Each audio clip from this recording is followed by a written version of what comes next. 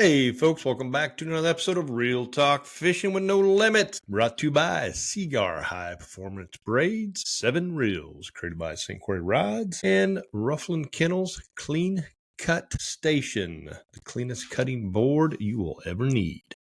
Hey, today we're getting a little off schedule again because we got some breaking big news in the walleye world. So if you haven't seen it out there, we're bringing it to you here right now ahead of typical scheduling for these podcasts. I got Kyle Carpenter from H2H Fishing.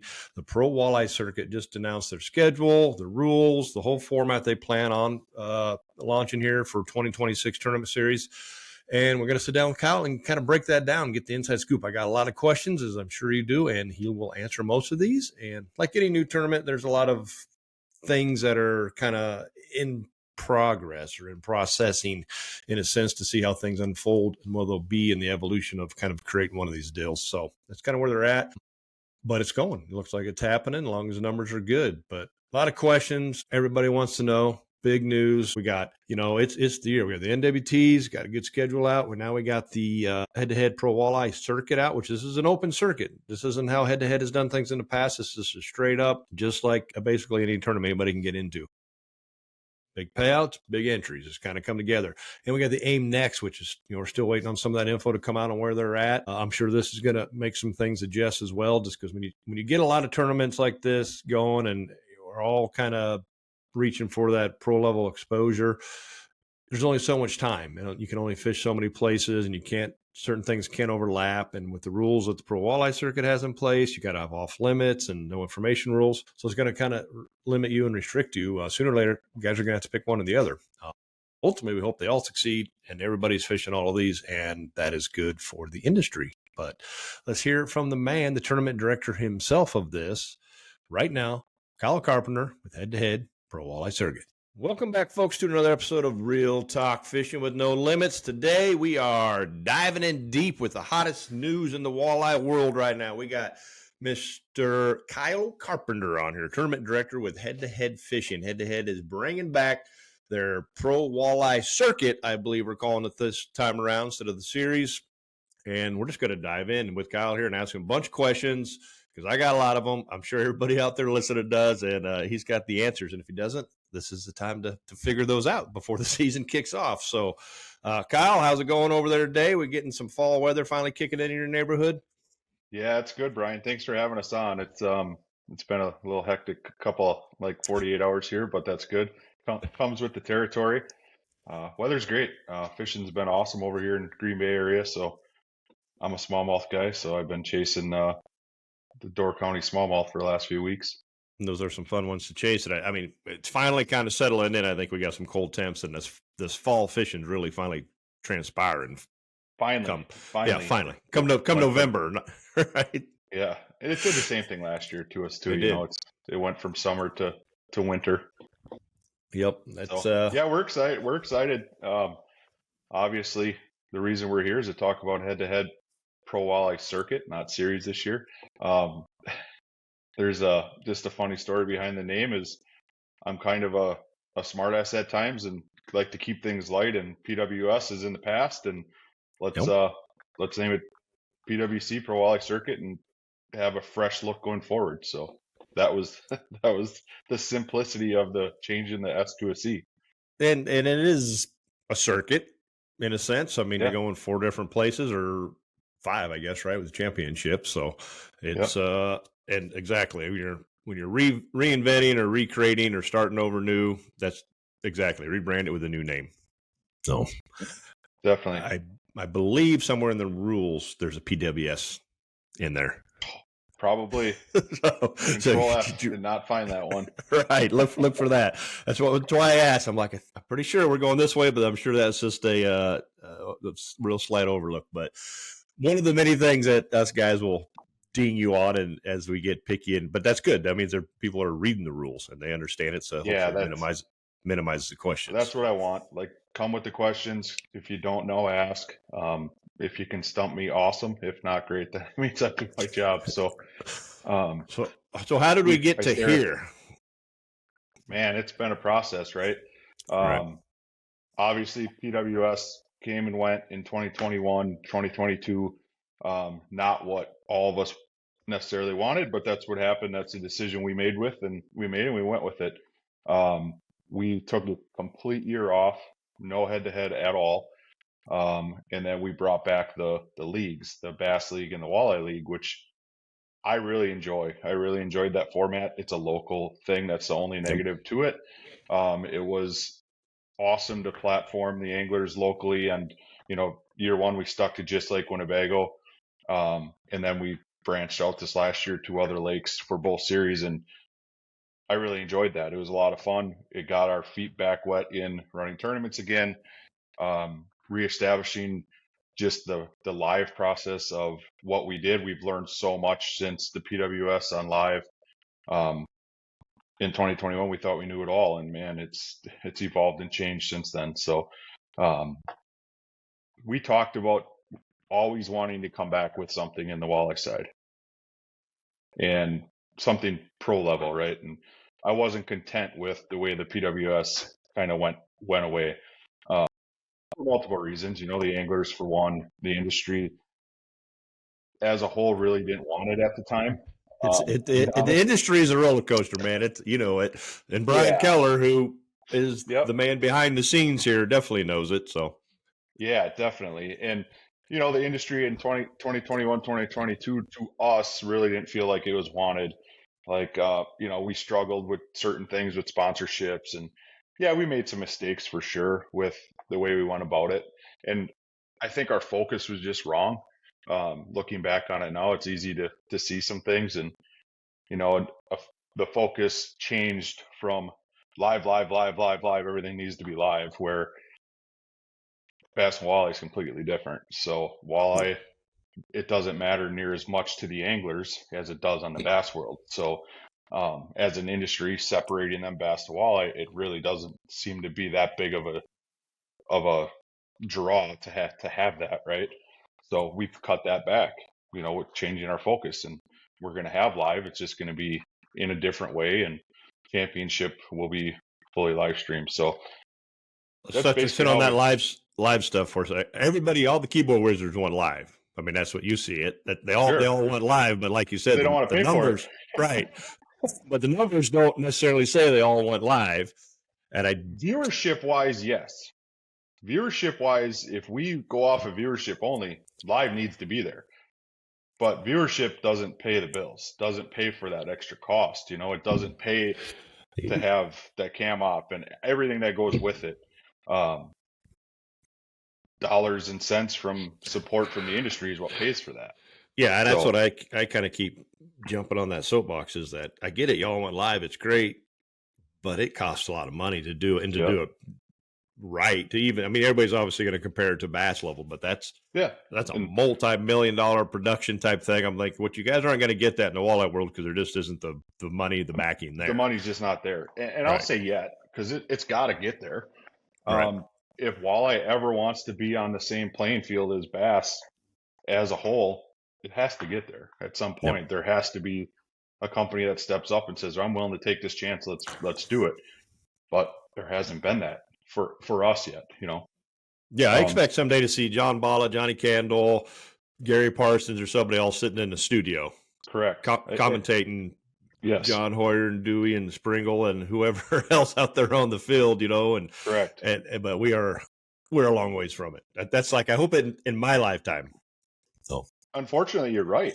Brian, you're right, Brian. It's just, it was a constant struggle to, one, find commentators, two, find commentators that people like. Daryl Christensen did a great job. Matt Trotz did a great job. Seeing everything behind the scenes, it is way harder than people think it is to talk for 5 hours, to keep that momentum and keep the positivity and keep everything going for 5 hours is not easy. And it costs a lot of money. Everything falls back to money with live streaming, with tournament fishing, with all of it. It always ties back to money. And until that money's there, the Keller family is just not willing to keep pumping that money into it like they were in the past. And I can't blame them. No, not one bit. So sorry, I side railed you there. Anyway, so yeah, live stream.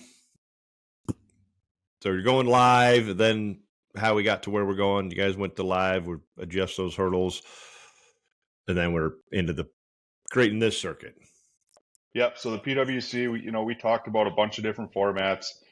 I knew I did not want to use scales in this circuit just because we don't want to have marshals. We don't want to have partners for sure. No teams. A true pro circuit doesn't have teams, doesn't have a co-angler. Yep. That's just my opinion, and that's the way we're going to run it. A true pro series, you should not have to rely on your co-angler to catch you a fish. You should never have to. And I'm not bashing anything. I'm not bashing NWT. I'm not bashing any other tournament circuits. That's just how I feel because I come from the bass world. And so you shouldn't be liable for another person in your boat. Correct. You should not be responsible. Right. I agree with that as well. So I knew I didn't want to do scales. AIM has it figured out. The bump board to conversion, is it 100% accurate? No, but everybody's on the same playing field. Yeah, it's the same for anybody. A 20-inch sauger and a 20-inch walleye weigh the same for all of us. Correct. And that's just part of that beast in this format. So I knew I wanted to get away from the scales. The measurement thing is the easiest way. Some guys are bringing up question, well, how am I going to measure a fish and take a picture at the same time? I'm short and fat, got squatty arms, and I had no problem getting a 32-inch board in a picture. Even in a boat, I've been messing with this all summer. So that part of it really isn't an issue to me. The pictures are going to be the least of the problems. Catching a fish, to continually have a fish on the board is, the anglers will see that that's what the focus is, right? So yeah, that's how we got to that format of no scales, singles, lack of better words, AIM type registration. Hey folks, I want to tell you about this new line that Seaguar introduced this year. It's been on the market for a couple years, but it's been over in Japan. They just brought it over to the United States this year, and I absolutely love it. It's called PEX8. This is by far the thinnest diameter braid I have ever used. This is still an 8-strand braided line with such a thin diameter. It's unbelievable. I'm using an 18-pound test today, and it feels like 2 pound. The advantages to this thin diameter is if it's windy out, I'm not catching much wind, I get less bow in the line. High pressure situations where the fish are, taking on a lot of fishing pressure, a thinner diameter line, less visible, of course. Current in the rivers, I'm going to cut the current a little better. I'm going to get better control, and they did all this without losing any of its strength. This stuff is still strong as all the Seaguar braided lines, and the sensitivity is second to none. So check this out. This is PEX8 over at seaguar.com. So Fish Donkey app, we're going all app, catch the most, not the 5 biggest. Correct. 15-inch minimum. Yep. I've used a Fish Donkey. We use it on our league, and I will fish by myself, and I have no problem neither. I use a quick grip, so I can put my phone in to set the timer and do the trophy shot.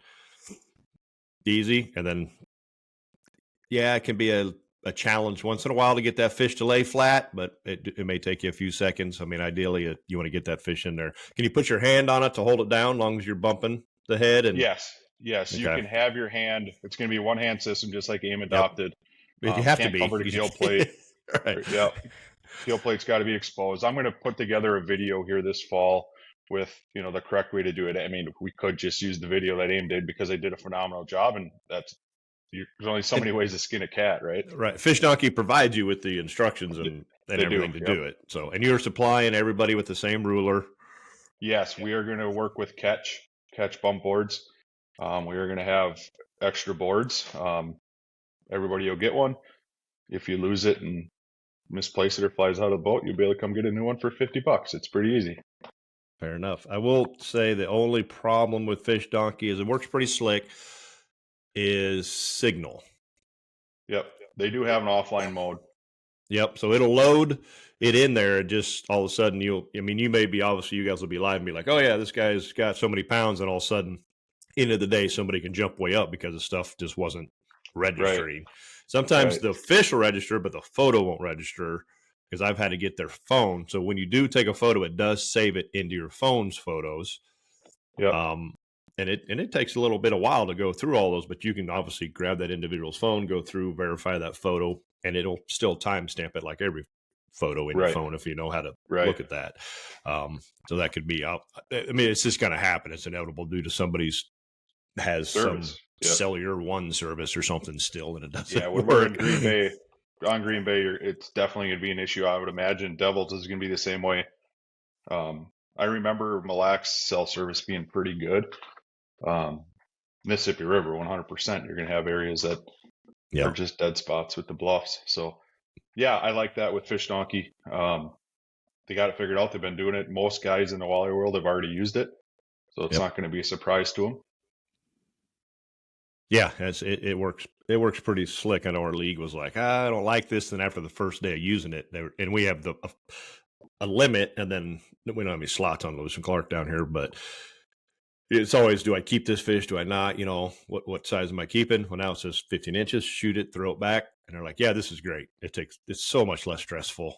And then it really kind of really truly shows, because then there's not that whole gamble and risk factor in it. Like, this guy really did have it, but he had to throw back a 25 incher in hopes, where the reality is, no, he had it. Hell, he might have won by 2 or 3 pounds, but he had to throw back some fish. How many tournaments have you been in where that's the case, right? Mm-hmm. Where the guy that catches the biggest bag doesn't always win.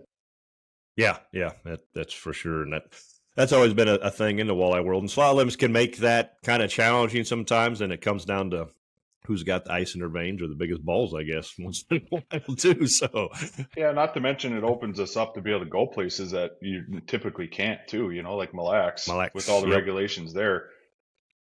Catch weight release is the way to go. Some sort of CPR, right? Yeah, it's I mean, there's a reason that AIM created their circuit, and it's doing as well as it is, because you don't have to worry about that, and you get to continue to go to different places, new fisheries. So we'll get back into the rules, breaking it down here. So we're going 5 fish, catch, photo, release. All fish, not 5. All fish. All right, excuse me. All fish. Yep. 15-inch minimum. Obviously, if you break down the rules, there's if you got the dink thing and all that, if nobody's catching stuff. Does that only comes into play in the bracket play, I would assume, Correct. because you're gonna, if you have 100 boats, people are gonna catch fish. So there's gonna be ties. We're gonna be using tiebreakers, and that's probably the place that I'm gonna learn the most at the first event is tiebreakers. There's gonna be something I didn't think about. And then Fish Donkey rounds everything up a 1/4 inch. They do. Yep. They go to the next 1/4 inch. Yep. Right. It's too hard to verify a 16th on the ruler. Yeah. You're better off just going to the next 1/4. As long as it covers, it goes to the next. It's pretty simple. It's the same for everybody. We'll make it clear to people that it's 15-inch minimum. That doesn't mean you get to get a 14 3/4 inch fish and make it a 15-incher. That does not work that way. I've seen that happen. We have to start 15. Yep. Right. We start at 15, and then we can round up. So it's a little. If it's 15 in a 32nd, you can put 15 and a 1/4 down. But there's no such thing as just a 15-inch fish, hardly. So correct. Yep. All right. So we got that. We got the schedule. We got Detroit River. Yep. We have Mille Lacs, Devil's Lake, Mississippi, 7, 8, 9 pools. Championship, Sturgeon Bay. So Mississippi, I'm not 1,000% dead on 7, 8, 9 yet. I put that in because that's going to be the default, right? Like if we may end up going to a different pool, it's going to be the Mississippi somewhere. I just didn't want to put Mississippi ? In the rules. So the default's going to be 7, 8, 9. I'm waiting to hear back a couple things, and then that will get set in stone. But the 7, 8, 9 is the default if the other one doesn't work. That would be my choice, 7, 8, or 9, or just 9 personally. But I know lacrosse really well from running bass events there, fish bass events there. Good relationship with Jeremiah Burrish, so it's easy. It's easy. They got some awesome locations to run out of. So pretty Jeremiah's easy there. All in on supporting you guys there, I'm sure. So yeah, definitely. So we go back into the format. You get the 4 tournaments. They're open. So how do we get into? So instead of having, what did we do before the Pro Walleye Series? I think you had like 16 anglers or something. 32 was 32. We had the same 32 for the whole season. Right. That's right. And they were head to head. So hence the name, head to head fishing. So now you opened it up to they're opens. They're everybody. How do we get there? And what do we think that's looking like moving forward in numbers? So we always heard during the PWS that, oh, I wish I could get in this, local guys, right? When we're in Detroit River or whatever. Man, I wish I could get in this. I'd love to fish. How do I get in? And, having to tell somebody, hey, this is a closed field. We got 32 was always kind of awkward and weird. So we wanted to make them opens and let anybody come and challenge their skills against the best of the best. If the best of the best come and fish, the biggest thing with that was I wanted to make sure that there's commitment and it's not just a Jack Potter's tournament in Detroit River, right? We don't want to show up Detroit River and only have people from there fishing, right? So having to fish all four to qualify for that championship is where that came from. Yep. Fair enough. That's how that should be. So, yep. But the opens do allow you to test the waters if you're considering it. I mean, obviously, first years are always kind of, you don't know what you're getting. A lot of people are going to sit back and see how things unfold, and then it'll be like, I love it, awesome. I missed out. I'm all in. Correct. Type of deal. So, I mean, that's fortunately head to head's been around, so they got a fairly good idea. But it's really how many people are going to sign up. Are the numbers where they need to be to make the entry, versus payout all worthwhile for anglers? Yep. And that's the unknown, right? When we're you at some point got to throw it at the wall and make sure it sticks there. And without the anglers, it don't stick there. So no. And like I said in the beginning, our focus has changed, right? Like when I say our, I mean I put a lot of weight on live in the past, and seeing that in the walleye side of things being different, it's just not as big of a deal. So going to an open where we don't have to worry about having 40 cameras or whatever on the water, there is still some talk of having some sort of live, but not cameras in boats. Yeah, I was going to say, are you still going to have maybe 3 or 4 of them, kind of just random? Obviously after day one, then you can put them in the leader type boats, or maybe just hold all that for championship, or I guess see how things unfold. So one thing that we are doing, and I didn't put it in the rules because I wanted to speak to it first, is we are not putting cameras in the boats at the opens. The anglers can live stream all they want. Yep, I saw that. So the anglers can go ahead and, if they want media, they can have a media person running a camera with them. Or like some of the bass guys are doing, they put Starlinks in their boats and they live stream directly from their boats. That is 100% okay. We have no problem with that. You only benefit from it, so. Correct. And if we end up with 10 guys that want to do it, maybe we set up a panel at each event. We talk about that their day. We have some sort of commentary, built into it as well. Just all things that would have to come up as they happen, right? Right. Yeah, you got a lot of unknown. I know Tom Winter and I have talked about it, and he's been trying, doing it on his, and my plan is to do that with the Starlink and do that this year. Wherever I'm fishing, to do the same. The technology makes it so much easier. Yeah, and I mean, it's just, yes, that's not the greatest camera angles when you got your GoPro just running, but it's better than nothing. And like I said, if you can do a little commentary, I got wireless mics part of it is the angler to do the commentary too, but obviously it's taken away from your focus a little bit. Definitely. And it's definitely a challenge, but then again, if you're a professional, you're in the business of fishing, and winning's great, but you're there because your sponsor supported you to be there. For some of us, not all of us, obviously, but obviously it's your job is to promote them, and there's no better way to do it than that live stream. Correct. Yep. All right, so we got that. So you got walleye anglers have been asking for a lot of these things, and it looks like you basically implemented all of that in there. Off limits, no information. Where we get on 13, 14 day off limit period, something like that.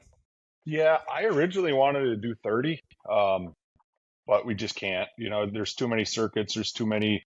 Going to the bodies of water. We are obviously Detroit River. There's going to be a conflict right away. So that one's 13 days because of the final day of the NWT. If I did 14, anybody that wanted to fish both would be in violation of the rules. So you have April 10th as the day. The tournament NWT is April 9th and 10th. Correct. So the last day, so registration deadline is the 10th, and then off limits says the 10th. So to me, that means you can't be there on the 10th. Let me find it here. I might have that. I would think that'd need to be the 11th. Yeah, you're right. I'm going to change that in the rules right now. Because the other one you have Sturgeon Bay, where the NWT's at Green Bay, 30th, 31st, assuming there's no blow days, and if there is, they may not have them built in anyway. August 1st is your cutoff. Yep. So that, I could tell you set it up just to fit around those things. Yeah, so that one is fixed. We'll update the rules. That one, another good catch to stare at long enough, right? Yep. So yeah, that was the reason behind that. Like I said, I wanted to do 30 days. You just couldn't. 2 weeks off limits is enough. Then you get people that guide and whatever else that will still be able to make the living prior to that. The 3 days of practice was the guys from the PWS loved it. All the anglers loved the 3 days of practice. Yeah. So, the reality is 2 weeks out or even 5 days out, whatever you find it's going to change come tournament time anyway. And I love the 3 days. Us anglers on NWT Trail have asked for that too, just to have it at a 3.5, 4 day or whatever. Boom. 2 weeks off limits. Bam. Here's your practice window. It's even for everybody. And if somebody wants to go pre-practice, they can. It's a safety thing. Everybody should probably go check out a body of water if they've never been there before, because 3 days just isn't going to be enough if you've never been there, right? So yeah, that's how we got there. Again, with the pro level in mind, right? I do a lot of comparing to bass because it's already proven, and it drives a lot of guys in the walleye side crazy. But that's just my mind thinks that, and I try to figure out a way to get it to blend in on the walleye side of things, because they are different 100%. Yeah, but I mean, we got live scope nowadays. I mean, you can find some fish in 3 days. Yeah, definitely. I don't think you're going to have a lot of zeros. You don't have to find the 10 pounders. You can nickel and dime them. Yeah, it's not hard to go to lacrosse and or pool, whatever, and hit a wing dam and start pitching something and be like, oh, all right, there's a fish.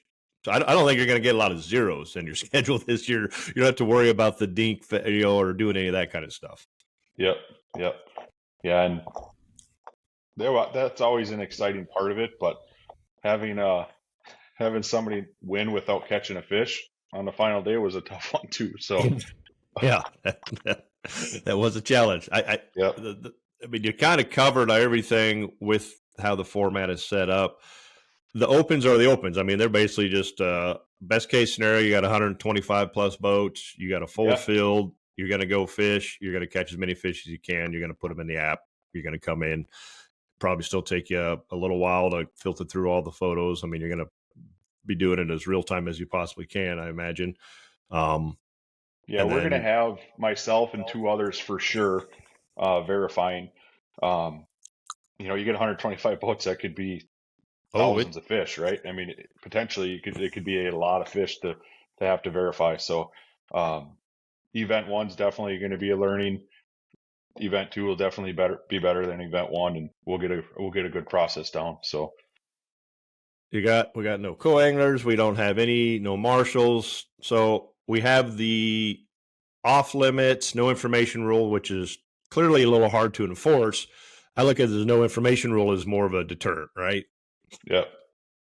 If you win, there's a lie detector test maybe or whatever, and that's where it comes out. So it's like, it's completely up to you. If you think you want to be that kind of person that wants to get all the info you can and keep it to yourself, it may come back and bite you. You go ahead and win, and I think we've proven that we don't have a problem disqualifying people for things that break a rule. So polygraph is a really easy one. We're not going to live in the gray area. I'm not a gray area person, and good. Polygraphs are going to be part of it. Just the nature of the beast, especially for that kind of money. It's not fair to the guy that finishes second if we don't polygraph the winner. Yep, fair enough. No matter who he is. Yep, that's how it should be, and I don't think anybody likes the gray area in fishing tournaments. Period. So no, you already have enough with the Fish Donkey app thing, and people, but it's really pretty simple. And no matter what you do, there's a way to cheat or a way around it. Yeah, the Photoshop thing. I saw a couple of them just the last few months going down this rabbit hole of guys photoshopping bass, and it's just unbelievable. If you want to cheat, you're going to cheat, and you're going to get caught. And at some point your luck's going to run out. And we're going to catch you. So you got tournament directors, but you also have all the other anglers. And if you're live or what, I mean, you have the whole walleye world is watching you. Weights and Fish have proven that, I think, time over again, right? It's pretty obvious when after, one after another, it's on there. I know people have gone to like breaking the backs of the fish before they measure them and popping their jaws, trying to get another 1/4 inch. I mean, it's just like that's the whole purpose is conservation in this format. Yeah. And eliminating slots. And if you're the type of person doing that, I mean, karma's going to get you. It's just that simple. That's right. No. Does the head-to-head team stuff, are those still going into 2026, the Bass and Walleye, or just this? This is it. We're all in. This is it for 26. We want to focus, 100% on this and build the customer base, the anglers, build a platform that the guys want to be at. And, there's anybody that's ever ran a tournament, there's a lot that goes into it. And when you're dealing with potential of 100+ anglers, it's an everyday, all day scenario. So running the leagues, I would really love to do it. If we had a sponsor come up and say, hey, we love this, we want to keep this going, I'll figure it out. But as of right now, it's just this. So anybody listening out there that wants to be a sponsor, what do they need to do? What are they getting? What they need to get a hold of you, Brian? Yeah, they'll get a hold of me. They can head to the website. Within the rules, my email's on there. I'm easy to find on social media otherwise as well. You feel free to post my phone number on here too, Brian. Yep. If you do want to get a hold of me, it's pretty simple. It's kcarpenter@phyxproductions.com or at 920-819-5731. Questions, comments, sponsorships, everything. Sponsorship side, I'll be honest, when I say a focus change, that was part of it. Like we went into it like needing that sponsor dollar, right? Like that sponsor dollar had to come in for the PWS to work. And that was one of our big mistakes, was relying on that and putting so much weight on it. So for this, I mean, at a fairly low number of boats, we're self-sufficient. So is there a minimum number you need to hit to make this thing go? There always is, right? I after the last 2 days here, I really don't think that's going to be a problem.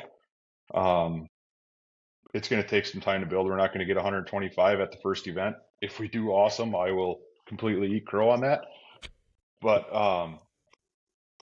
we are paying back 80%. So for the first time in head-to-head history, we're keeping 20% of the entries, first time ever, right? So that is going to help us be self-sufficient and really, I don't want to say not need sponsors because that's not what I'm trying to say, but we're not going to be reliant on them. Right. You have a $3,000 entry fee. Payouts are going to be based on the amount of anglers. Obviously, your payout schedule, like every tournament does, is based off 100. Yours is 125 boats, just like the NWT. Yep. Here's where we're at. You don't have the co-anglers to fund the championship, so you have to take 20-25% of whatever that is, and you're moving it to the championship. Which I have a whole bunch of questions about that. That's where it gets a little confusing for a lot of us. It does. But that's how you fund it. And then when sponsorships come in, that's great. Not just that helps operating costs on the back end, and then maybe you can bring a few of those cameras back online.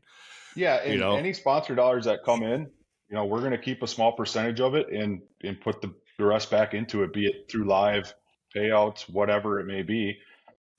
When that comes up, then we'll worry about that at the time. I have had some reach out in the last 2 days, which is awesome.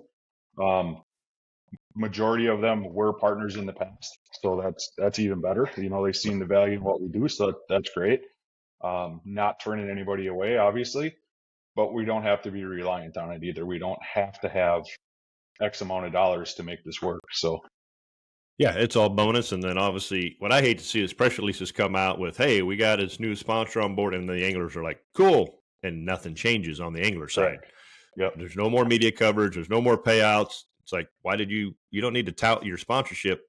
That's great. I'm happy they're supporting it. They're not handing out free baits at the rules meeting. We're like, that did absolutely nothing for any of the anglers. So thanks for rubbing it in our face. You just got more money that you put in your pocket, which it's a business and good on you. That's how it's supposed to work. But just go ahead and keep that to yourselves. Then Without the rub it in. customers, the business doesn't work. Just like any other business in this industry, that you anglers are our customers, and happy customers are returning customers. So, again, I'll go back to changing the focus. We are 100% open to the majority of the money from sponsorships covering either live that benefits the anglers or angler benefits somewhere, be it directly payouts, whatever it may be. It's going to happen. So we've always been very transparent.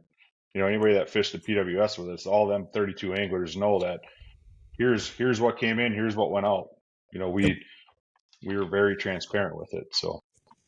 Yeah, I mean, you did. So you're going to do a lot of those same kind of things leading up to it once you got guys committing. We're going to have, you got media stuff figured out. Are you going to do you have a rules meeting. I think you have like a registration. Break that down. You have a couple meetings, I noticed, before the tournament.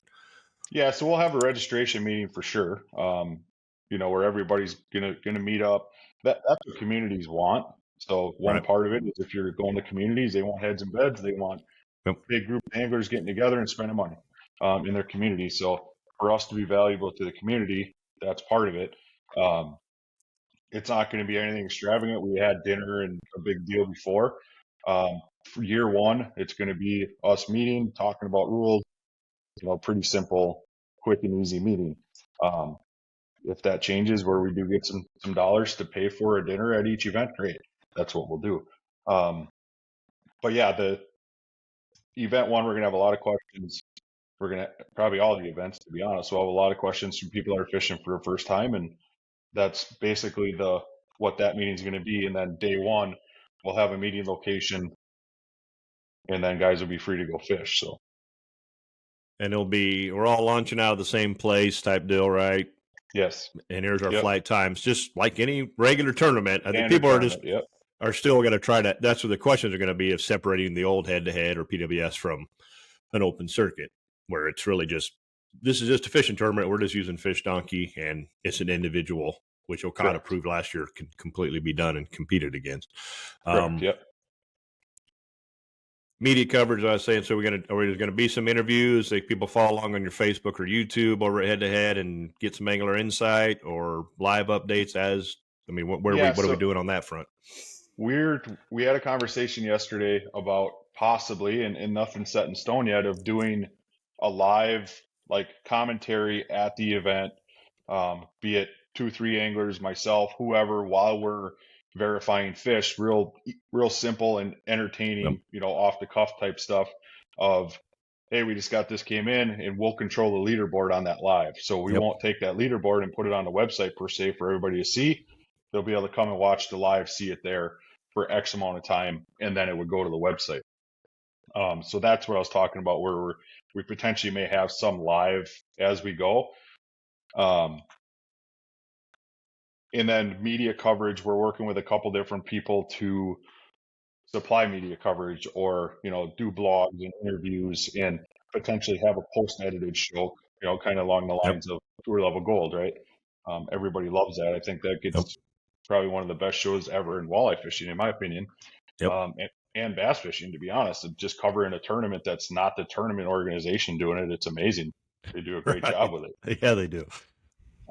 So that's kind of the goal for each event, is to have some sort of coverage that way, plus live at the event so everybody knows what's going on, and then have some post-edited stuff later on. Of course, like we said, money talks, right? So if some sponsorship money dollars come in, no matter how much they are, that's going to open those avenues up, which increases angler exposure, which is therefore invites more anglers in. So for us to go live at the event on shore, mic up a couple guys, couple cameras, is really easy. If we have Wi-Fi, it's free. We have time to set it up, right? If you're doing it from shore, there's nothing to it really. We've learned so much about it that, it's no different than the platform we're on right now. It's really easy to do. So. Yep, as long as the audio works, right? As long as you get good work. Thanks, Andy. Yeah, the leaderboard. So Fish Donkey, are you going to have the app open for all the anglers to see? Not be able to see it. No. Okay. I love Nope. that. We switched that on our league night that way too. We did it the first year where it was open. It didn't take long to when you were catching fish to where you had 4 boats right around you. No.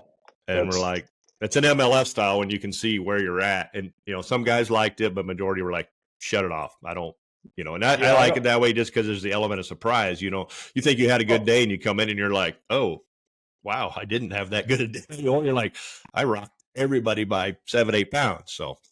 See, I tournament fish as well, and I don't like knowing what people have because I don't want it to affect my decision making or like, oh man, I know Brian's over there cracking them, doing whatever. I should probably do that. Now it's going to steer me off my path, and I'd rather just lose myself than to go off of somebody else's deal. And I don't want that controversy either. I don't want the issue of, well, this guy saw it on the app, so he came over by me. Well, yeah, we'll just do that. It will happen. That would guarantee that will happen, and you'll have he was fishing 5 feet from me, and he wasn't there until 9:30. Yeah, it's definitely that's a great way to do it, and it keeps the spectators like the live aspect of it or whatever there is. But I mean, you guys have your live coverage. The anglers obviously aren't going to be watching it because they're going to be on the water, so that'll keep them engaged, and then the anglers will all be surprised basically like they should be when they come in, build up that anticipation. So good way to do that for sure. So we're looking to get the payouts listed on there based off 125 boats. How do we come up with 125? Why not just do like 50-60 anglers that you picked or whatever? It's the wow factor, right? Like you look at NWT, they base off 125. I don't know what their average has been over the last 5 years, but it's not been 125. It's not 125. Had we come out with a payout schedule of, 50, right? Then first place is, 30. I'm just using numbers. I'd have to go through and figure it out. But first place is 35,000. It's not near as appealing. It's not near of the, oh wow, look at this potential. What we can make. $100,000 for first place is like, oh wow, now we're the same as NWT. We don't have the luxury of owning White River Marine and having a boat to give away. So we have to gap that with cash, and that obviously comes out of the payout, and that's how I got to what we're at. I wanted to extend a little past more than 20%, one for every 5, so that's where we got to 27 rather than 24. It was honestly tough, right? And to break that entry fee down to go to what goes to the championship plus the round wins, stuff like that is, it's kind of a struggle to get to that point with whatever number you're using. It's just balancing it out so it makes sense, right? Right. Well, the NWT, average 125 has gone down considerably, and I believe there was only 55 anglers that fished all 4 events last year. Really? Okay. Yep. Yeah, I didn't even dig into it that far. And you brought it up before too. The co-anglers kind of feed some of the payout, right? The championship or however it goes. But the co-angler money, there is some there that gets paid out as well. We don't have that. Yeah. That's why a lot of co's say, "Hey, we need a higher payout." Well, the reality is, if you're signing up as a co, you shouldn't be fishing for the money anyway. You're fishing for the experience. That money goes most of that goes into the championship, and then they pay for their entry into the championship versus the pros. Right. And unless they're fishing for their own pot, fishing for their own fish, kind of like the old Bassmaster days of co-anglers, right? Which never works. It's just no, and they got rid of that, I believe, didn't they? At the elite level and the opens, like the BFLs, they still do co-angler, and that's all you just hear horror stories after horror story of co-anglers, right? And I get it; it's a good opportunity for them, but go buy a boat and go fish, right? Right. Yep. It's a stepping stone, and it's work for the NWT because those guys, half a dozen a year, move up to the pro level, or they get some boat sales out of it, or whatever the case is. But I love the format without having to be responsible and on the hook for the co-angler. And it has its place too. It definitely has its place. There's a lot of team circuits out there. You got so the question is on the boat numbers. Obviously, perfect world. We want all these circuits to be full. Everybody pick their poison whichever way they like to go. But are we becoming fragmented a little bit here? We got AIM next, which is kind of trying to get its stuff out there. Team circuit, different, Yep. but same format in a sense. And you're taking from the same pie of anglers for the most Right. part. Yeah, there's not as many wall anglers as there are bass anglers in the world, but Correct. there's still a hell of a lot of them. Yes, there is. And the walleye anglers are honestly, and this is where Brian and I keep talking about, is the walleye side is the place for the most advancement opportunity, Yep. right? You know, because there are so many. Everybody in the world wants to catch a walleye and eat one because they're delicious, right? Right. So everybody is a walleye fisherman in their mind, but there's so many walleye anglers that don't tournament fish. It's amazing. Like it's absolutely amazing. There's some of the guys and guides that don't tournament fish started to, you would see an influx 10-15% like overnight. Yeah, there's a lot of room for growth. Yeah. Yeah, there's definitely, I mean, there's a lot of walleye anglers, a lot of tournaments, and there's just a lot of tournaments in general for walleye, in a sense, in the upper, around the Midwest. But I mean, bass is the same. I got friends in Florida, and they fish 4 or 5 nights a week when in some kind of league, or the Tuesday night or the Sunday all day. I don't think us in the Midwest realize how many bass tournaments are always going on. And you'll see some of those pros, the Vilkins or the G-men, get in the local derby just because they want to go fish that Tuesday. Yeah, and it's open and it's grassroots. Right. For them guys, it's practice. It's grassroots and keeping their name relevant too. And like G-Man fishing, like you said, them Thursday nighters, he's continuing his fan base that way because everybody wants to beat him. Everybody that lives in Gunnersville wants to beat. And they do, right? And he wins some and he loses some, and he's just like, right on, man. I'll take my lickings. Just keep on bringing them, boys. And it's good for everybody down there. It's good for the industry. I like the capitalism. The competition just breeds better competition in a sense, and then that's all by having you guys step up and bring this to the plate is going to make the other circuits either not exist or up their game. Yeah, I mean, you saw the effect from the PWS in the NWT. It was glaring obvious. Some of their coverage stepped up a little bit compared to what they did in the past when we came around. You saw, was it Robert? Yeah, Cardenas. Cardenas started doing interviews and stuff like that. None of that happened that year prior. So competition's good. Push each other. We're not trying, like I said before, we're not trying to put anybody out of business. Every tournament series has their place. We just want to be the place that the anglers want to be at, and for whatever reason, right? Yeah, but like you said, there's plenty of growth opportunities in the walleye world to really feed all these levels. I don't know if it's at 100. It may not be the first year or even the second year, but it's going to get there when the things that the anglers want show up, and then that's when the industry follows suit and goes, all right, we see it, the demand is clicking, you guys are doing this, viewership's huge, those sponsor dollars grow, and then that's how we get to that bass level. Yep. But it doesn't happen overnight. I think it was Corey Heiser was on a podcast with Brandon the other day, and I caught bits and pieces of it, him talking about how he thinks live bait should not be allowed in tournaments, and I agree with him on some parts of it, but I disagree in other parts. Obviously, we had the Reel Shot connected to us with the PWS in the past. That is a big reason why we wanted to do artificial only, is try to sell baits, right? And it really didn't work. Like it didn't transfer to more sales. We got more sales with TRS from the sponsorship, but we didn't get the anglers coming in and buying thousands of baits because they could only use them. They already have them. And you really don't lose them. Corey said something that's real interesting that to me is, and to the industry, that Berkeley is a big sponsor of all the anglers, which is awesome. They do. The anglers need that, right? Yep. But they're not doing anything for the tournament series to be artificial only, right? Nobody's making money on live bait. I understand that. Make 12 cents on a dozen crawlers. You're not making any money on it. You don't make any money on a jig.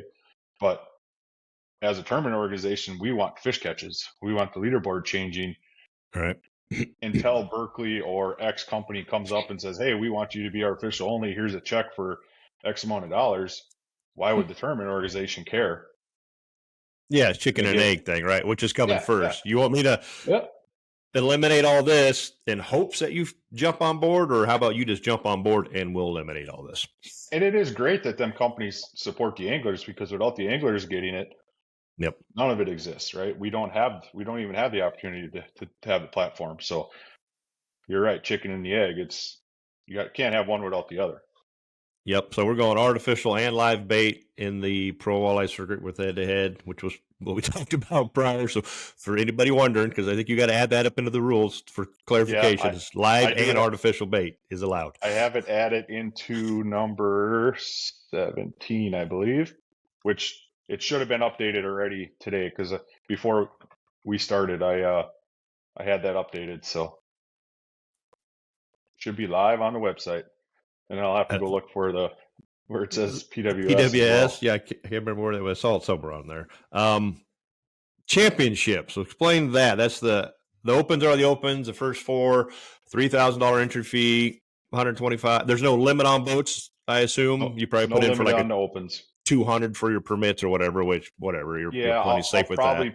I'll probably put 125 on the permit for this year. Most DNRs are really, really good with if you get more or less, whatever, just letting them know. Yep. The championship, we wanted to continue that traditional head-to-head bracket, right? And we didn't want it to last. In Wisconsin, we found out the hard way. All of a sudden you just can't have a 5-day event.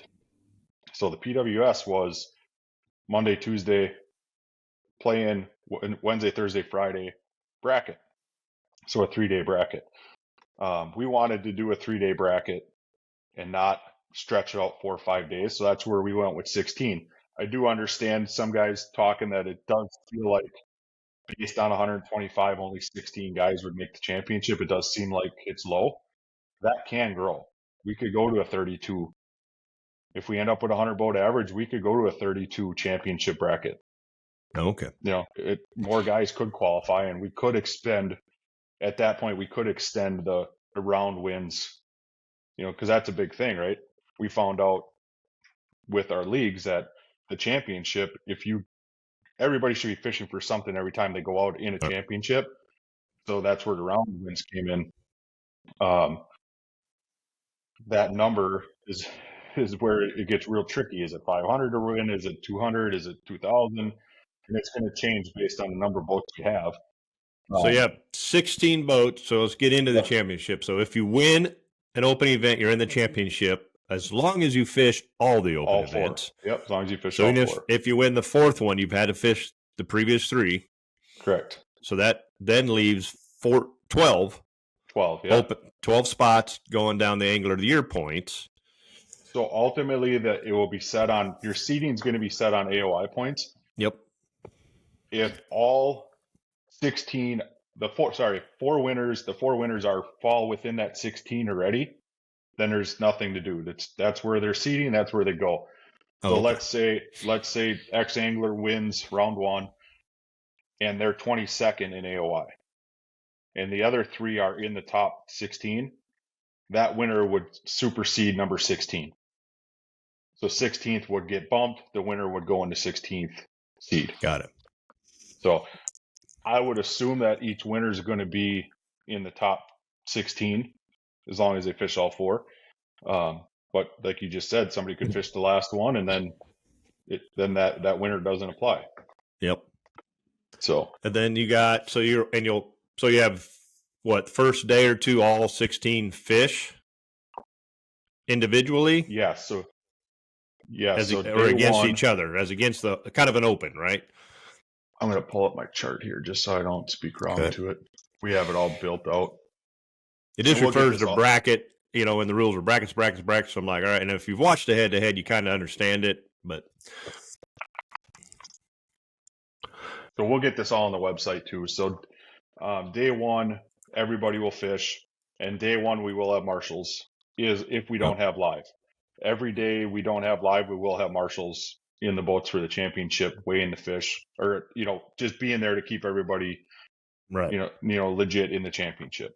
Not that it won't be in the opens, but in the championship, we want to just make sure we have somebody there. So round 1 is going to be day 1 is going to be AM and PM. Okay, so day 1 will be 4 matches in the AM and then 4 matches in the PM. 4-hour matches. 4-hour matches. Yep. Okay. And then the winners will qualify to day 2. It will be AM only, and that will be potentially filmed. And then round 3 is PM of day 2. Sorry, so day 2 does have AM and PM. So round 2 is AM of the winners from day 1. PM is the winners from AM of day 2. Okay, so day 1 is going to be AM, PM. Winners move on. Day 2 will be AM of all the winners from day 1. They qualify on to round 3, which is going to be in the PM of day 2. And then day 3 is the championship in just the morning. And then how many are in the championship? Just 2? Yeah, just 2. Yep. Just 2, right? So there'll be the two fishing for the championship and then 2 fishing for 3rd and 4th. 3rd and 4th. And they're paying out 4 spots. 4 spots. Which is like 70, 50, 40, 30, 20, something like that. Yeah, I did it real quick and simple, right?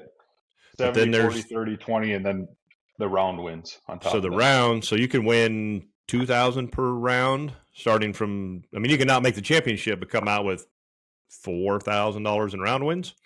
Yeah. If you win round 1 and round 2, that's $4,000. Then lose round 3, you're going home at $4,000. Obviously, if you lose day 1, round 1, you're out. But if you win, you're going home at $2,000. Whatever your skill or experience level is as an angler, you deserve a fishing reel that contributes to your success and satisfaction on the water and never detracts from it. From the makers of St. Croix rods, 7 Reels, spelled SEVIIN, is born of 7 decades of design and manufacturing expertise, industry-leading angler support, and the American family ownership dating back to 1977. 7 Reels are designed and crafted for high performance and unrelenting reliability. Verified at least 16 different ways by extreme torture testing at 7's one-of-a-kind Park Falls, Wisconsin laboratory. 7 Reels are also proven on the water by the most demanding professional guides and tournament anglers. So by the time a 7 reaches your hands, it's ready for anything you throw at it. Guaranteed by the best and easiest warranty in the industry. Disappointment happens, but there should never come as a result of your reel. 7 Reels are tested, proven, and guaranteed to be the most reliable on the planet. Check out the entire lineup at 7reels.com. And if you based off make it all 25, yep. So if you win the championship, you're up to 76,000. 76,000, yes. Right. Based off these. So anybody listening, this is based off 125 boats. This is full field. So payouts obviously be adjusted with the number of boats, just like any tournament. And it's cash, so which anglers are going to love. So they're going to prefer the cash over winning a boat. As great as that all is, there's still very, very few anglers keep those boats. So everybody wants to win a boat until they win it. Then, and they're like, oh, yeah, now I'm sitting on this thing and I got taxes coming and blah, blah, blah, and storage and hauling it home. Would it be awesome to have a boat to give away to the champion at the championship? Absolutely, because then there's more dollars somewhere else, right? Because then obviously you get to use that dollar, the dollar value of that boat. Right.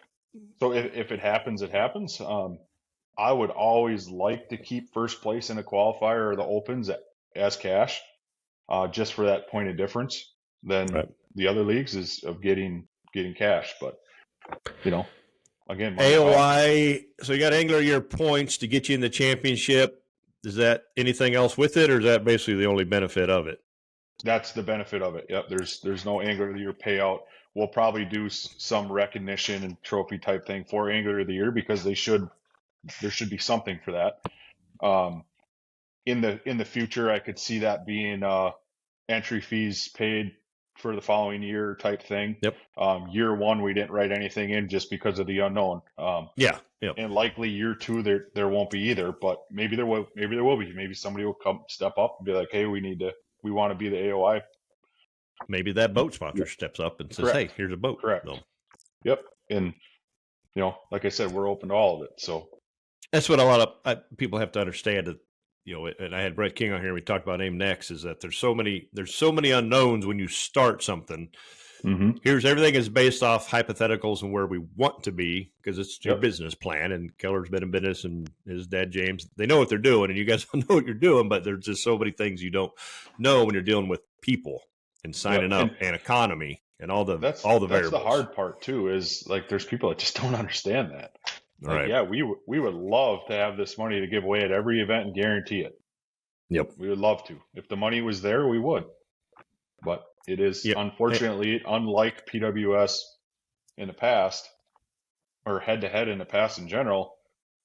Only difference to this one is head-to-head's finally taken some money to help with our expenses. That's the only difference, really, financial-wise. And we're not PWS. We added $140,000 or $120,000 into the payout.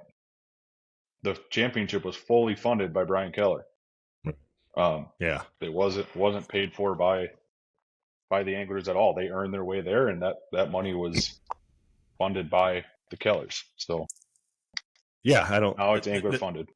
People, there's a lot of tournaments that come and go, and that's really why, is because you're hoping on this, and then that doesn't happen. And to make money, you got to spend money type, theory and all that jazz. But it's also a huge risk. So I mean, you guys jumping in and doing it is the anglers need to appreciate all these circuits coming to the table. And you don't have White River Marine Group. You don't own, this massive clump of box stores to help fund this stuff, but it all has to make sense on the back end and on paper. Everybody wants this, and the only way to get that guaranteed $100,000 is if you have a $400,000 sponsor show up that says, boom, here you go, we got it, and you're going to give us all this. Obviously it's got to work out for them, but people don't understand that's easier said than done. Coming by that kind of money, getting people to cut loose with it is not easy. Well, and it's not going to, chances are it's not going to be an endemic. It's not going to be somebody from the industry. It's going to be a non-endemic somewhere, an insurance company, or, I mean, it should be an insurance company for as much as all the insurance companies make on all of us. But yeah, I mean, it's going to come from a non-endemic, that type of money. It's not going to. It's not Berkeley, it's not Rapala. I mean, it's Marathon Tires on Bass. It's Progressive Angler of the Year. There's a reason it's those kind of companies and not the Berkeleys, the whoever, the Rapala type brands. Not that they don't have the money, but they have a different place to take it. And but we need them to give their money to their anglers so their anglers can fish it. Yeah, it's funny with the PWS, I'll talk a little bit about the why that went away and I don't know that we ever came out and talked about this publicly, but it was dollars and cents, right? We were fully funding it 100% out of our pocket. The sponsorships we did have for that first year were awesome. We were very appreciative to have every one of them. We feel like they got everything they were told they were going to get, plus some advertising wise. And, when we were talking for year two, it was not just one of them, but two of them. The two biggest sponsors were, you need to double our sales in X market for us to give you any more than we gave you this year. Well, that's impossible. Like, it's just not a possible feat. Like, I can't double sales of a bait in the country and guarantee that. That's just not a thing. You can't guarantee that. I can give you double the exposure, but it doesn't mean it's going to equate to sales. Right. Like, I can bring the horse down to the water and give it the option, but it's got to drink, right? On its own, it's got to do it. And, the unrealistic expectation of some of them sponsors is why I kind of say so many times that we're self-sufficient. Like, we're not going to be reliant on them sponsors. And it's actually pretty comfortable for me to have to be like, okay, if they come, they come. If they don't, cool. We need X amount of anglers, and it's self-sufficient, and we move on and keep growing with the anglers, and the sponsors are going to come. It's going to happen. It's just a matter of if one sponsor would come and have all these demands and have this big long list of things, like, we want you to change X, change this, change that, we'll have the ability to be like, yeah, that doesn't work for us and our anglers, so we're just going to pass. If you build it, they will come, but the anglers have to come first. That's how any tournament organization has to be. Because if you don't have the anglers, you don't have a tournament.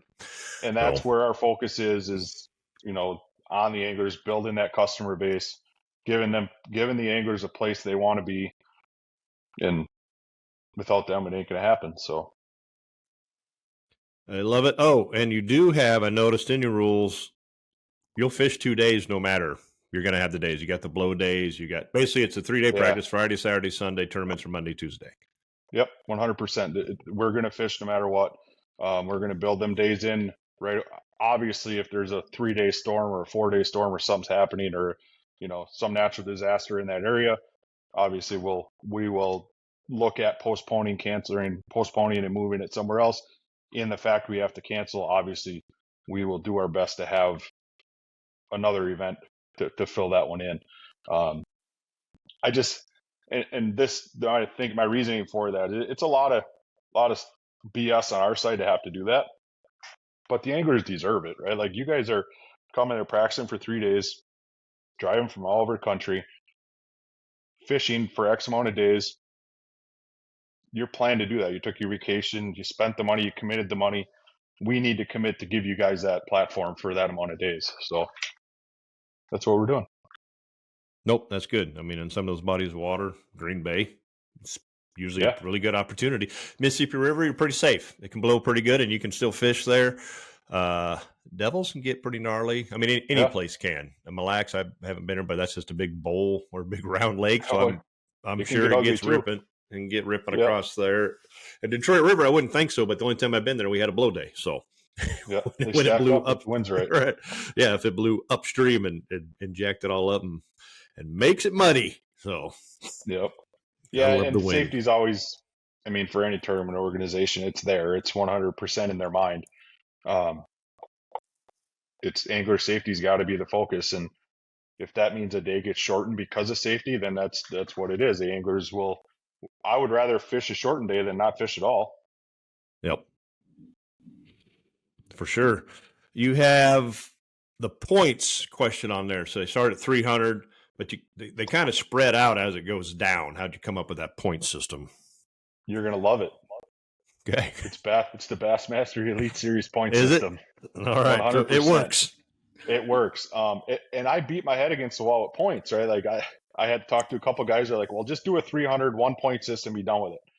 Well, I started looking at all these different tournament organizations that have been around for years and years and years, and there has not been a runaway angler of the year in the Bassmaster Elite Series for a long time.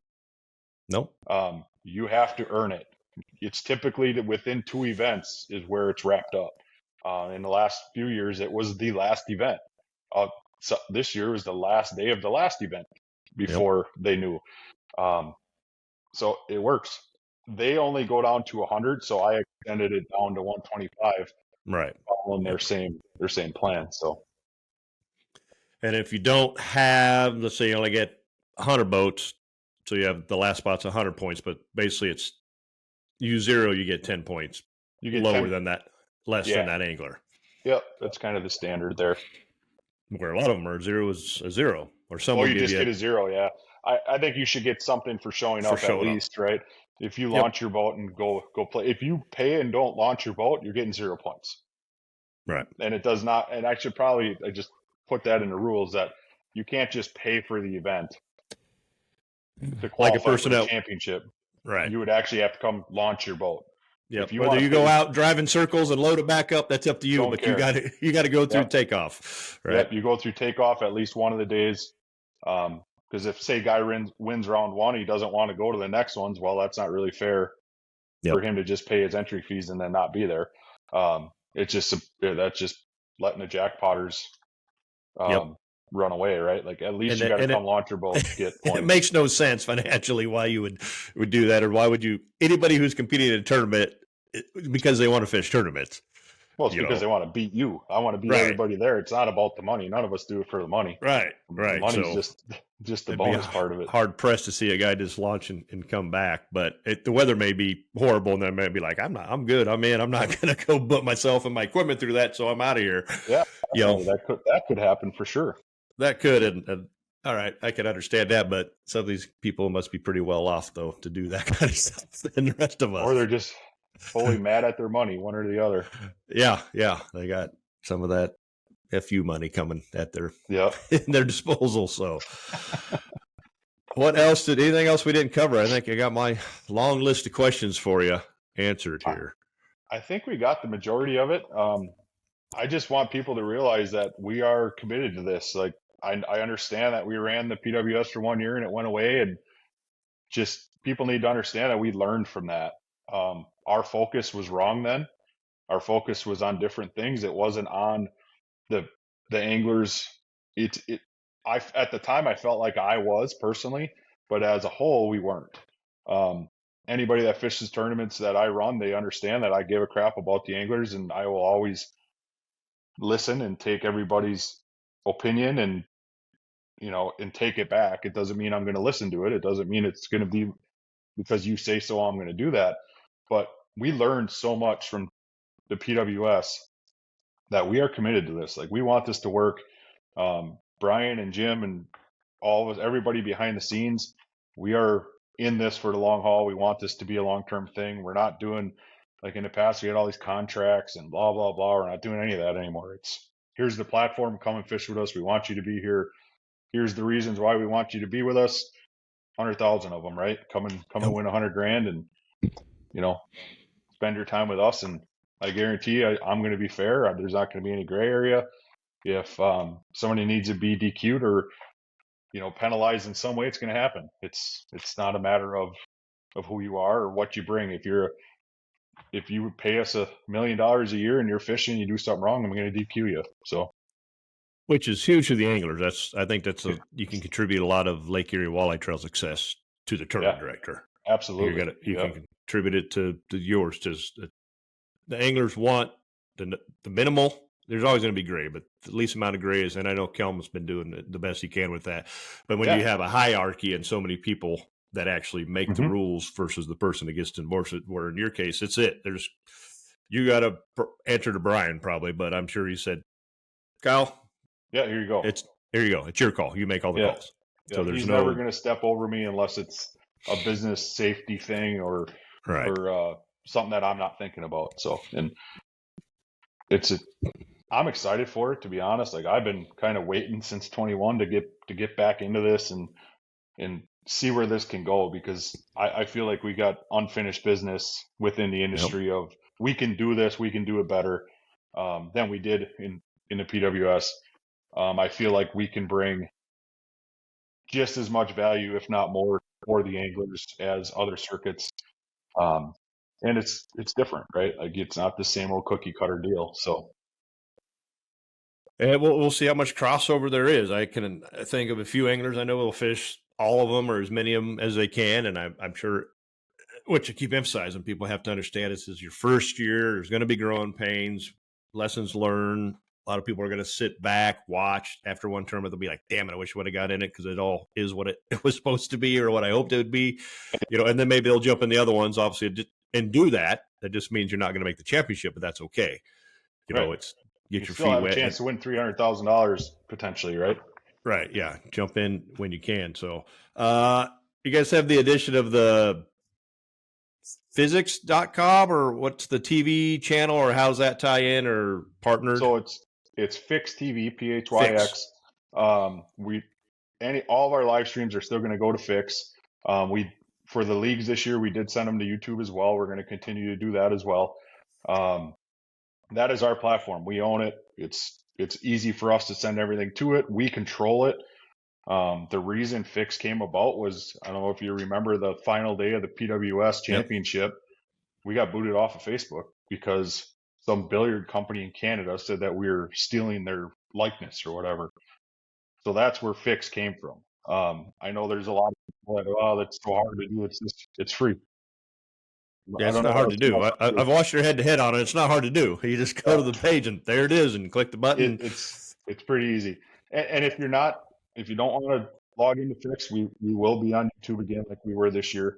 We didn't have any problem with it. There are some restrictions from YouTube, and the thing we like about Fix is we fully control it. If somebody says ways, we can control that. Like, we're not gonna get kicked off and unmonetized because somebody had a bad 2-minute stretch and swore 3 times, or had music playing in the background.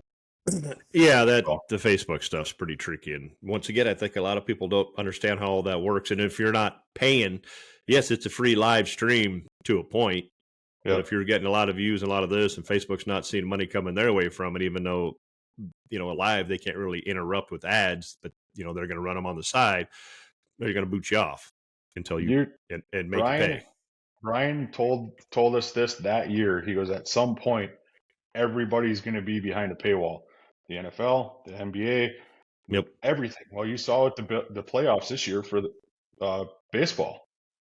If you didn't have TBS or FS1, you weren't watching the playoffs. And then we're all through a paywall. You have to buy a subscription to get that. NFL's on Prime. I mean, you have to watch that game. You have to have Prime. And that's the way Prime, it's going. Peacock, NFL Plus. I Bassmaster, mean, you can't. Bassmaster is missing the boat big time. Well, now they're on Roku. They're on Roku, yep. You know, they did the ESPN thing. They did all these free streams. At some point, it's going to be pay to watch. Yep. It's just what it's going to be. And that would help immensely with some expenses for things too. You know, like we tried having fixed behind a paywall and people lost their minds. What do you mean I got to pay to watch fishing? Well, you're paying to learn, right? So if you go to YouTube and you want to do somebody's Patreon, you got to pay to learn that information, right? So at some point, everything's going to be that way. And for now, you can watch it free on Fix or on YouTube. And at some point, it's not going to be that. Not saying this year or next year, but just in general, anything you want to watch is going to be, you're going to have to pay for it. Yeah, and if it's minimal, but I mean, that adds up when you start talking, hundreds of thousands of users, even tens of thousands of users. But the Fix is, I mean, it's the right thing to do. It gives you more control, gives you platforms for your advertising where you can do production type stuff and banner ads and put all that out there, which you can't do as easily, I should say, on a YouTube live anyway. Right. Oh, yeah. Control is key. And these are your assets that you are creating. So definitely. Yep. Get that a lot of time. People ask about things. Well, I'm like, hey, just because it's on the internet doesn't mean it's free. Yep. I get it. You steal people's photos and do whatever. I'm like, okay, there's still laws behind that. It's, or you go to the website and you cut and paste somebody's recipe. I'm like, the bottom of that website says copyright. So that isn't really how that works. That person's letting you go ahead and use it. But if you put it in your magazine or whatever, and you're trying to monetize it, I'm like, that's copyright violation, people. Yep.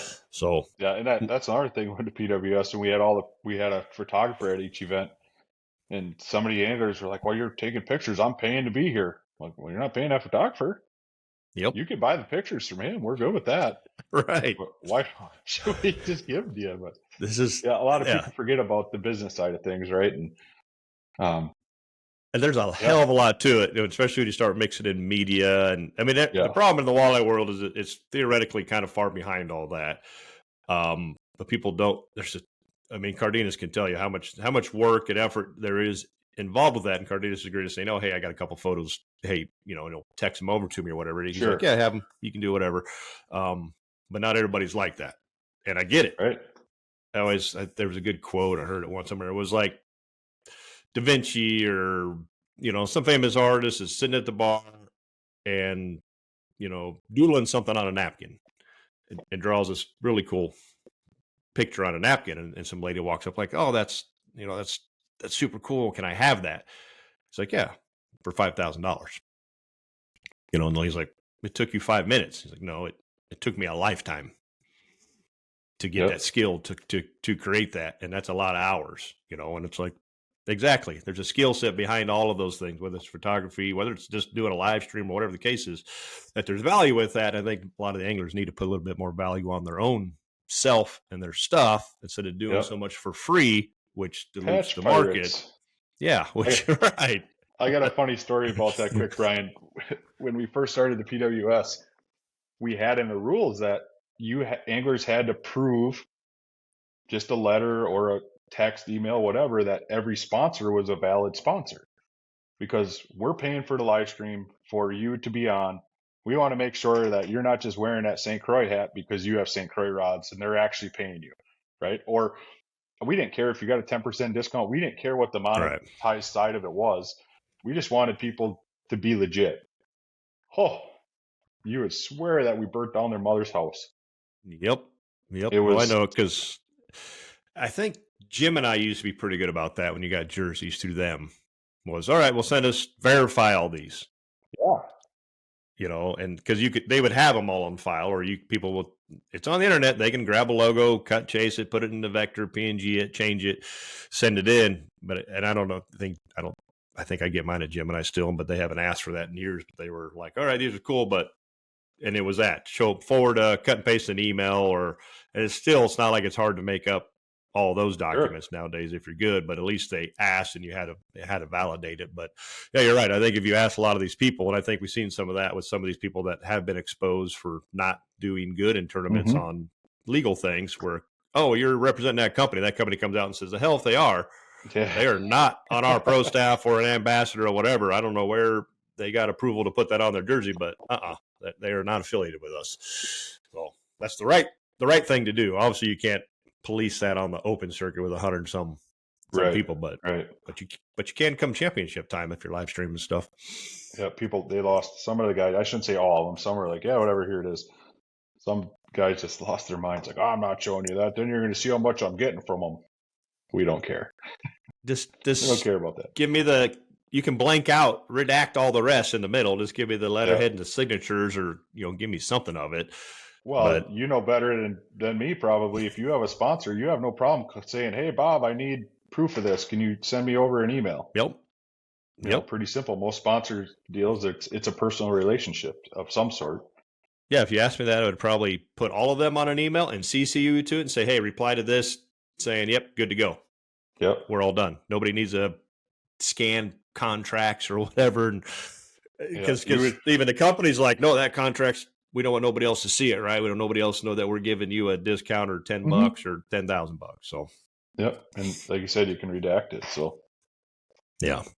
Yeah, I'm excited for the year, man. I'm excited to see this week. The week we announce here is, the good, the bad, the ugly. I've been watching all the Facebook comments, and there's really only been one that kind of stuck in my craw a little bit, and that was a guy thought that somebody from the PWS didn't get paid, and that was I saw that. That was wrong. Like, I actually reached out to that guy, say, hey man, I'm not trying to start an argument with you, but did you hear this from somebody, or where did this come from? Because that's not us. Like, for one, the Keller family has a reputation. They're not going to not pay somebody something that was owed, right? And never have, never will. And two, I know I approved the checks. Like, everybody got the money's gone. Like, all the checks were spoken for. But the guy replied, and it was a good conversation. He's like, no, I thought there was something else there, and it was about the only one that's been stuck in my craw. But some of it's pretty entertaining. Like, you sit down and they're haters no matter what, and everybody hates. I always tell them, I get them on my stuff and have for years, and I'm like, and I just kind of have a zero policy BS thing. If you hate, negative, whatever, you're just delete, block out of there. There's no reply. There's, wife would be like, oh no, get into it with them. I'm like, nope. They're just zero. I'm just done. You're just banned. Don't ever want you out here. I get it. You can monetize it and keep the algorithm working, but I'm just like, nope, it's zero, because there's just we have enough crap in this world of negativity, definitely. There's a lot of hate. Times I'll just type it all out and then delete it all. Like, get it off my chest. If I hit enter, you're going to get it. Nope, I delete it. Yep, same thing. I'm on a ton of platforms. I read stuff, and same thing. I'll start to respond, and I'm like, nope, internet saves things forever. So I'm not. Well, I don't plan on having a political run ever, but I'm like, that would come up. Yeah, it's been good. Like, there's been questions and people bringing things up, and I want to hear it all. So if somebody has something that they have a question on that you haven't seen or heard the answer on yet, feel free to reach out. And there's a guy that called me last night. I'm going to call him back as soon as we're done here today, and he has some questions, and talk about it and see where it goes. So, all right. Well, this is great. Like I said, competition breeds competition. There's more clarity out there, and there's going to be more coming, and you're going to make adjustments as you go. But when's the registration? When can people start signing up? January, February, something like that? We're going to do it soon. I'm waiting to hear back from Fish Donkey. We've been in contact about having them available for people if they want to pay with a credit card. We used to have the ability with the Real Shot. Obviously, we don't have that anymore. Right. So we're going to do checks to us directly, or if you do want to pay with a credit card, we want to give you that option. So I'm working that out right now with Fish Donkey, and it should be soon. I would think by no later than December. I might even wait till after the holidays are over, just so people don't feel pressured to get into it. So you're working with Bonnie over there at Fish Donkey? Yeah, with Bonnie. Yep. Yeah, she's super quick and easy. Yeah. I mean, I've been in a tournament and been like, hey, something's not working at all. So I'm like, all right, we're good. Thanks. You know, and she is on it. So yeah, she was just double checking the fees for us, just because obviously there's going to be a fee if somebody wants to use a credit card, and getting at how the process is going to work for us to get people a code to go to because the anglers are going to have to go to Fish Donkey to register. Yeah. But I'll give them a code if they paid us to get on there. So with that, so it's usually like $10 per angler. So they got to obviously have to download the Fish Donkey app and then pay whatever fee it is. Yep. I assume. Yep. Okay. That $10, I believe it's $10. Yeah, we pay 10. Yeah, the anglers will pay that as well. We would love to cover it. It's just, again, it's a real thin line when. Yep. We had it's small league, like 20 teams. We had a $200 sponsor, and that went to Fish Donkey. So I'm like, all right, first 20 guys to sign up. If people join the league later, they got to pay the $10. They got to pay. Yeah, that's a good idea. You know, so they were all like, yep. And I'm like, do it now. So they all logged in and they renewed their account real quick. I'm like, you know, because then there was guys from the league that didn't fish the second year, but I'm like, oh, they're still in there, or they went in because they wanted to watch, but I had to kick them out. So I'm like, you're taking up somebody's free spot. You know, once I noticed it, or there was names of guys that never showed up. I'm like, nope, delete. You know, those profiles out of there, because it's not fair to the guys that are paying to fish every night in league. So, so if sponsors are listening, that's a great place to go, because the Fish Donkey apps gives you a platform to where you can list those sponsors and all that in there. So every time they're in the app, they can see all that information as well. So it's not just head to head. There's a little Fish Donkey promotional aspect to it there. Then Fish Donkey does a bunch of emails and all sorts of stuff with your league. Yeah. On this one being probably one of the biggest leagues they'll have in it, I'm sure they're going to up their game pretty good. So, yeah, they're excited. They're excited to have us. I actually got reached out to by another company that does an app. I haven't even looked into it yet. I'm definitely going to, but Fish Donkey Colorado Walleye Series one, I'm sure. Yeah. So if right now is Fish Donkey's where we're rolling. If that changes, it changes. But as of 9/26 on the 29th of October, that's where we're at.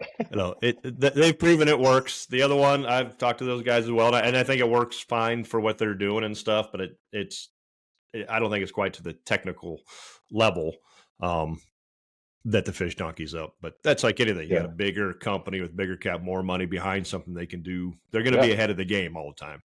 And maybe this other one's a great little platform for the league nights or the local tournaments and stuff like that, and it works good. But I think those guys are they're on to something. They're building something, and it's going to continue to grow as well. And you'll probably see it pop up more. AIM goes away from that and creates their own thing, so that they try to eliminate a lot of gray and have it vary, and it works for them.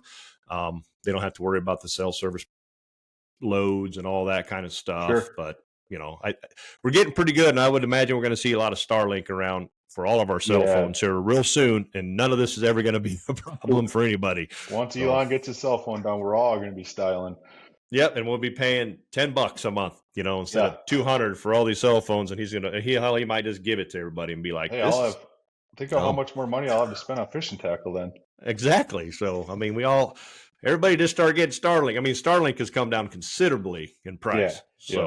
And I know that he's working on the cell service type stuff too. So time will tell. We'll see. So nonetheless, awesome. Looking forward to this. This is another positive move in the walleye world. Great things happening all around for all the circuits. We want everybody to succeed. Big market out there. Everybody sign up, whichever one you want to go to. I'm behind you on this. I love what you're doing.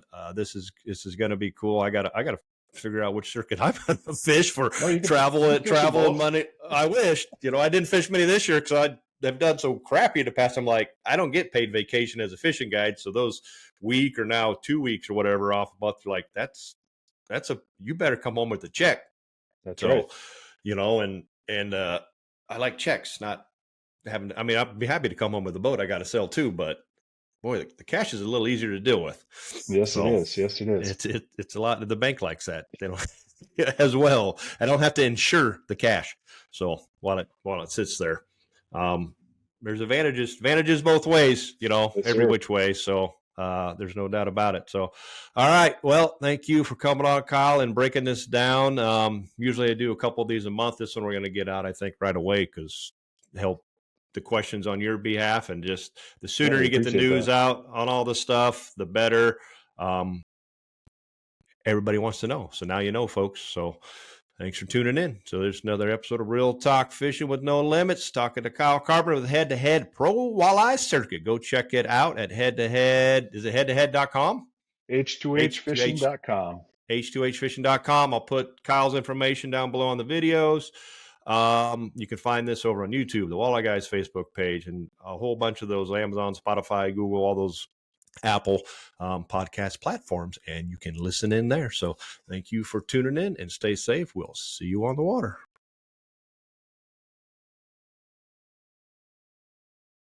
Hey folks, Brian Shore here with Clean Cut Cutting Boards. This thing is awesome. I always carry one along with me in the truck for days like today where I find myself just getting off the water. We got a couple, nice walleyes that we kept to eat for tonight. And the fish cleaning station is broke down, or a lot of times early spring and in the fall they're closed, right?